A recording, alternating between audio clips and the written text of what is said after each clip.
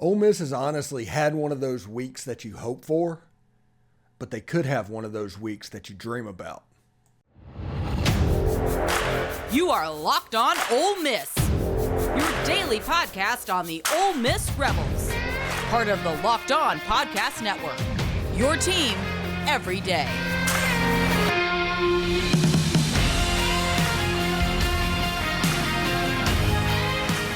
Today's episode is brought to you by Bird Dogs. Go to birddogs.com/lockedoncollege, and when you enter the promo code LockedOnCollege, that's all one word, they'll throw in a free custom Bird Dogs Yeti-style tumbler with every order. Also, thank you for making the Locked On Ole Miss podcast your first listen every day. We're free and available wherever you get your podcast, including YouTube. Hit subscribe if you don't mind. Hi, I'm Stephen Willis. This is the Locked On Ole Miss podcast. Major news has hit. We did our post-spring reviews by position groups, and we rated cornerback like a C or something like that. But we said if Deshawn Gaddie gets to Ole Miss, that automatically goes up in the B minus range. It raises the level of that room, and you know what? Deshawn Gaddie has committed to the University of Mississippi.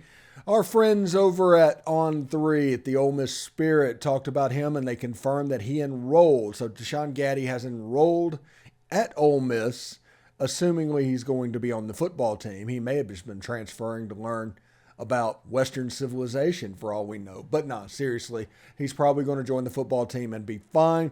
He's a former all-conference player from Conference USA at North Texas, the Mean Green. Good player. He's a DeAndre Prince-style cornerback. If you want to look at his statistics, opponents completed less than 50% of their passes against him. Only 5 touchdowns, 15 pass breakups, 3 penalties. I'm assuming that is pass interference. That's kind of important.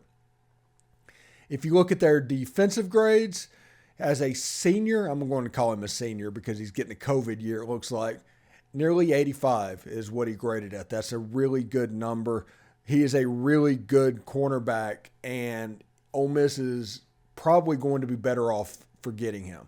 But if you look at, he was targeted 68 times. Only 33 of those was completed. Now, the average yards per catch is 13.2. I don't know exactly what that means, but we'll see what's going on. Whenever you kind of poured through advanced statistics numbers, he's really good in pass coverage, decent ball skills, not the best tackler in the world, but I'm assuming that'll change. A lot of that is just the fact that he's a cornerback. I mean, everybody made fun of Deion Sanders back in the day for not being a tackler and making business decisions and things like that. He's only the greatest cornerback that has ever lived.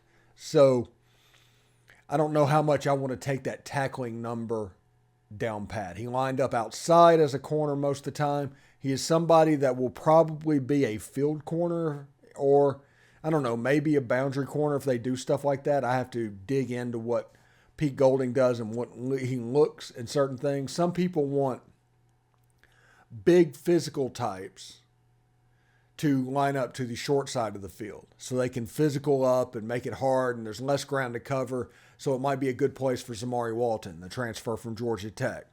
And in that case, Deshawn Gaddie will go to the field side where his athleticism can take over a little bit more in this age of spread offenses. So just something for you to look forward to and think about as we get closer to magazine season, because honestly, magazine season, that's probably the next thing, the next big thing on the calendar is when the Athlons and Lindy's come out at the first part of June.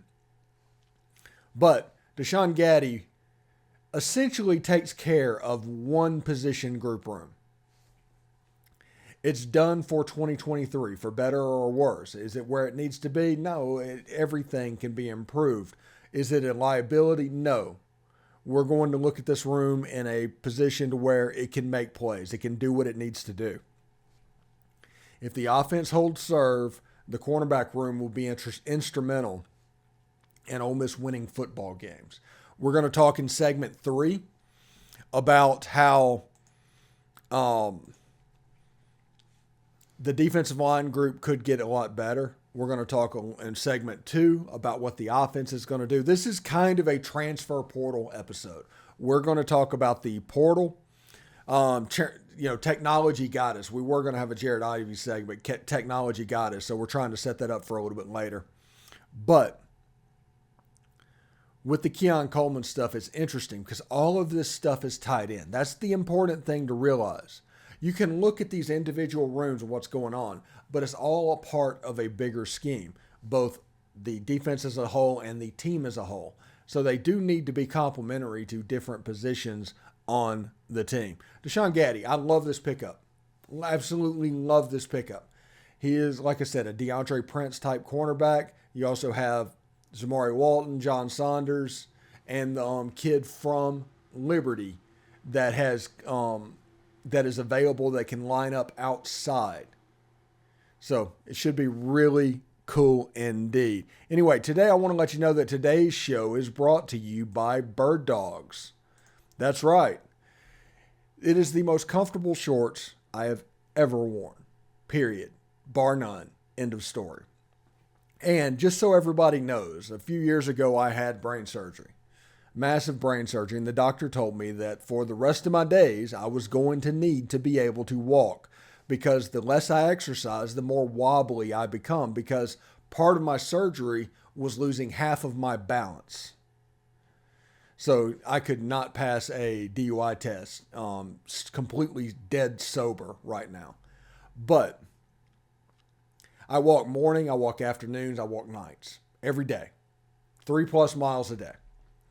And I use Bird Dog shorts to go out and do it because you need them to be comfortable. You need them to be consistent. You need them shorts to not have surprises to where you're uncomfortable a mile and a half into your walk. Bird Dogs is consistent. Bird Dogs can be counted on. And because of that, I recommend them to everybody.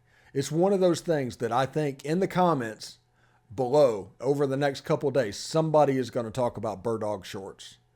And so go to birddogs.com/LockedOnCollege. And when you enter promo code LockedOnCollege, that's all one word, LockedOnCollege, they'll throw in a free custom Bird Dogs Yeti style tumbler with every order. It's comfortable. It's really good, and I can't recommend it enough, honestly. And if you go to birddogs.com, you can look around and see exactly what they have. But it's extremely comfortable shorts. They also have pants as well, but I don't wear pants because I'm in Florida.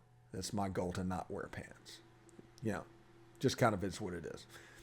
Anyway, thanks for making the Locked On Ole Miss podcast your first listen every day. Every day is tomorrow on the show.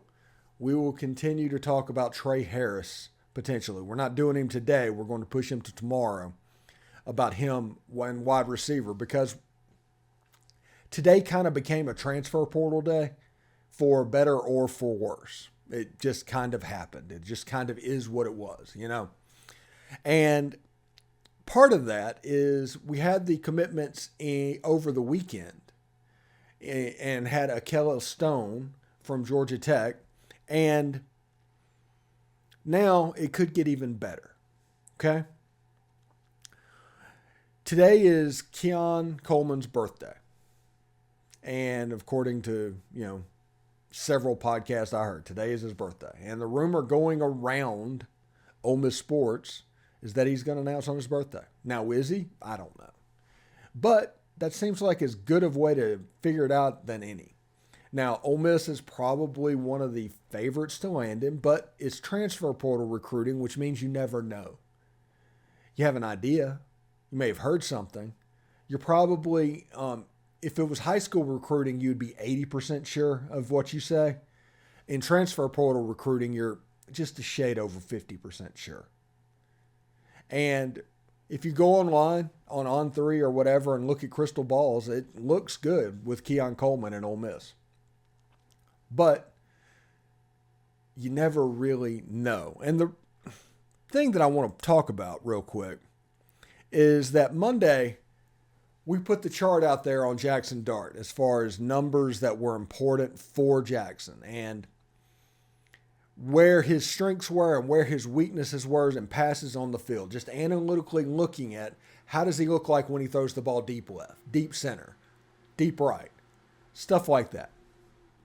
Well, unbeknownst to me, whenever I started to go down that rabbit hole, I started to look at this for wide receivers as well. And what I found is Keon Coleman is the perfect wide receiver for Jaxson Dart. Do you know why? If you look in that top middle and that second middle, the two top middle ones, those are two of Keon's best zones, which means that A, contested catches and in traffic, Keon Coleman does a really good job with the football. That develops trust with the quarterback. That opens up that area of the field to be used. And also his highest grade, he has strong hands, nice catch radius, and he's comfortable over the middle of the field. He's 6'4". He's a larger wide receiver. So his strength mixed with Jackson's weakness should raise the effectiveness of this offense, even more than Chris Marshall would have, because these numbers would not have been the same for Chris Marshall. Chris Marshall would not have been this wide receiver. And I've heard, like I said, I've heard stories over and over and over again, okay? I've heard that Keon wants to go to Ole Miss, and I've heard this rumor and that rumor, and I've heard tons of rumors, from people that don't normally have rumors, but, it kind of is what it is. But the one thing I think you can count on in this whole situation, and I think this is honestly true, and that is I think Keon wants to be here. And if Keon can't get that LSU offer for whatever reason, because if he's a Louisiana kid, if he gets an LSU offer, the calculus changes. It just does. But if he doesn't get that LSU offer, I think Ole Miss is the position that he wants to be at in this career. He has 1 year to go. Shoot his gun, go to the NFL. That is what I think he wants to do. Jaxson Dart wants to have a massive year this year. 3,500 yards, 30 touchdowns, go to the NFL. He needs to be clear in the middle of the field, obviously, to handle that. And if you look at the way this team is set up this year, this would be a more important fit than what Chris Marshall was when Chris Marshall signed. This would be closer to the sure thing that everybody hopes for in recruiting than anybody else that has come to Ole Miss in the transfer portal. That includes Jackson, that includes Spencer Sanders, that includes Walker Howard, that includes Zach Evans. This kid could change the trajectory of Ole Miss in 2023.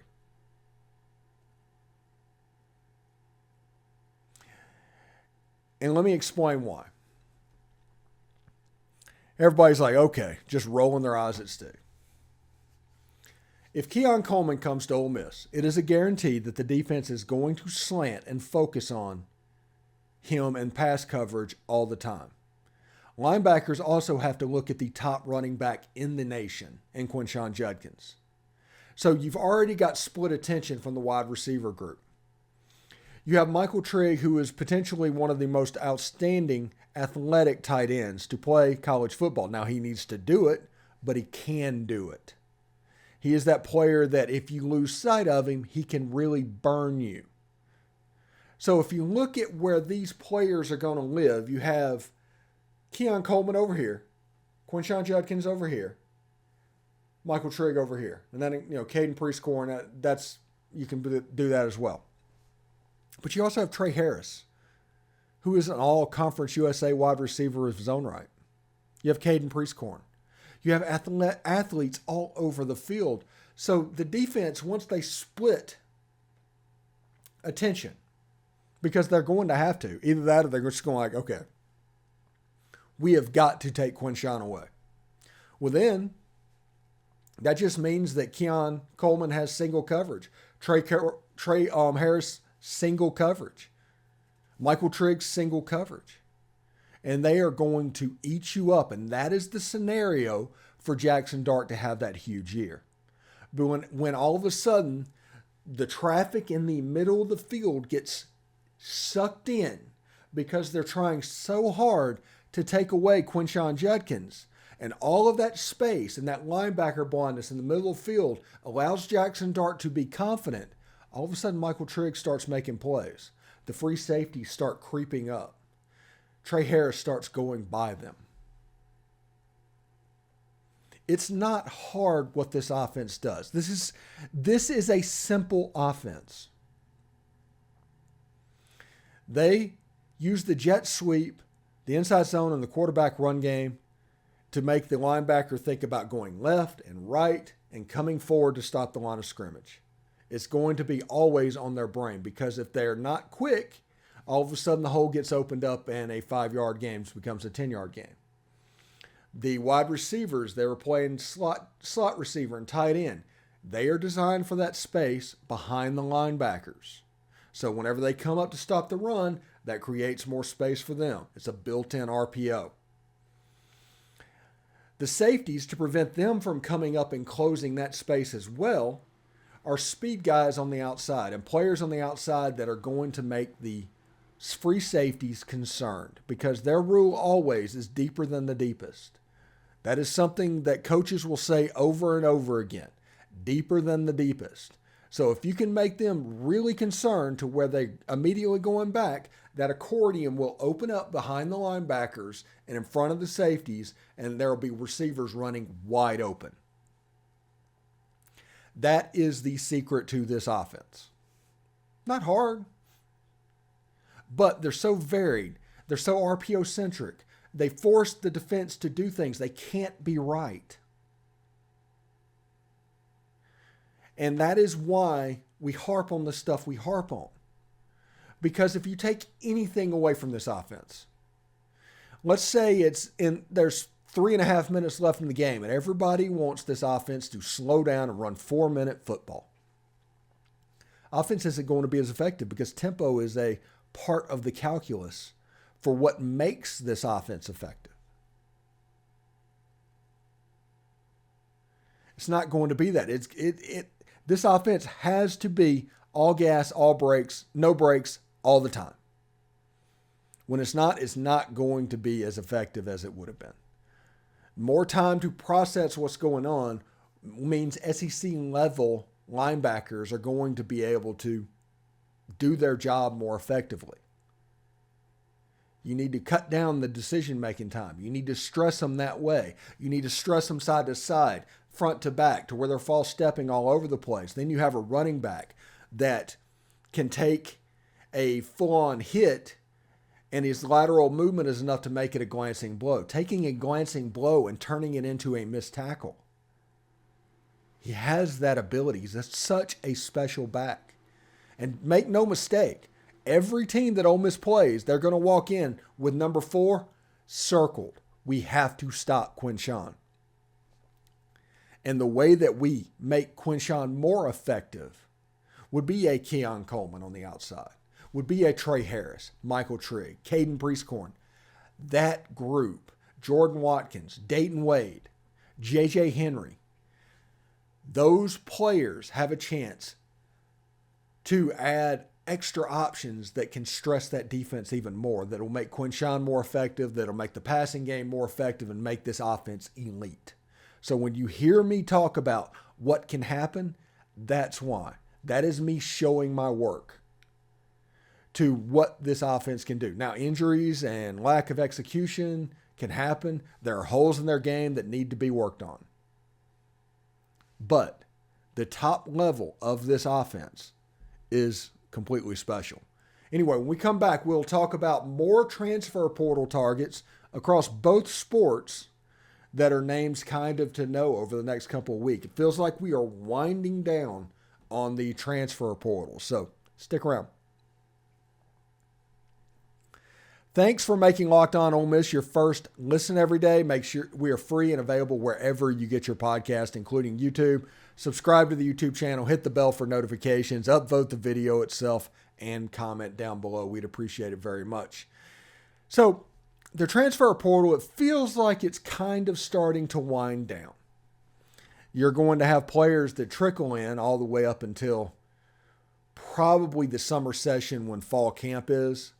But it feels like for Ole Miss, it's kind of winding down.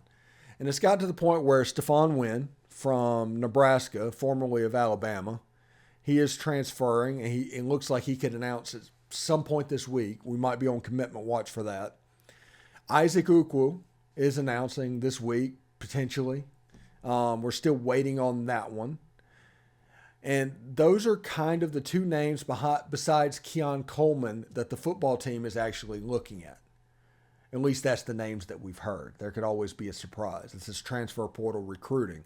It just kind of is what it is. But those are the three names that we are watching. And if you think about it, it kind of makes a little bit of sense. The defensive back room, kind of in good shape right now. Cornerbacks and safeties, even though there's questions abound and they're going to have to be answered, you can see exactly what they're doing and what they're trying to do. Will it work? I don't know. But you can see what they're trying to do. Linebackers. You're pretty much running with a 2 deep at the 2 linebacker positions, because essentially this is a 4-2-5, 3-3-5 defense where that linebacker defensive end is actually, that jack position is kind of a hybrid of both potentially. But, Ashanti C-Strunk, Kari Coleman, Jeremiah Jean-Baptiste, or Jean, like I said, if I butcher your name, I'm sorry, and Monty Montgomery at linebacker. We're in good shape. And then you add into the fact that Santarian Perkins is coming into the fold for that room.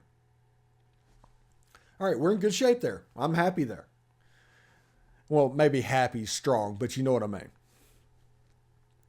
So that leaves the defensive line. And we've talked about the defensive line, about how the front, the starters line of the defensive line, they are good. They're fine. I would take them over a good number of teams in the Southeastern Conference. Seriously. The top level defensive line of Cedric Johnson, J.J. Pegues, Josh Harris, and Jared Ivey, I would probably take that group over most. So when we're talking about defensive linemen, we're talking about depth. We had Akella Stone from Georgia Tech, a 3 technique, transfer in over the weekend. Perfect. Yeah, Stephon Wynn, a 3 technique, transferring in. So you have a chance to make that interior of the defense really, really strong. It's one of those situations like, hey, do you want the elite player or do you want 4 good players? And it looks like since they're looking for depth, they're just looking for a certain type of person, almost like a body. And that is nothing derogatory against anybody that they're looking at. But what they need is to infuse the talent to that room. You're not looking for a starter. You're not looking for somebody to beat out J.J. Pegues. You're looking for somebody to beat out Jamon Gordon. And then you have Isaac Ukwu from James Madison, who I think it is between Missouri and Ole Miss, if I've read that correctly. We'll see exactly how that goes. Now, nobody should poo-poo Missouri at all in this situation. This is one of those weird cases that they win. Now, they got Luther Burden last year. So I'm not going to just chalk this up as a win, but it looks like it's in pretty good shape at the moment. Him and Stephon Wynn, honestly. And if Ole Miss lands Keon Coleman, Isaac Ukwu, Stephon Wynn, this has become a dream late transfer portal window for Lane Kiffin and the Ole Miss Rebels.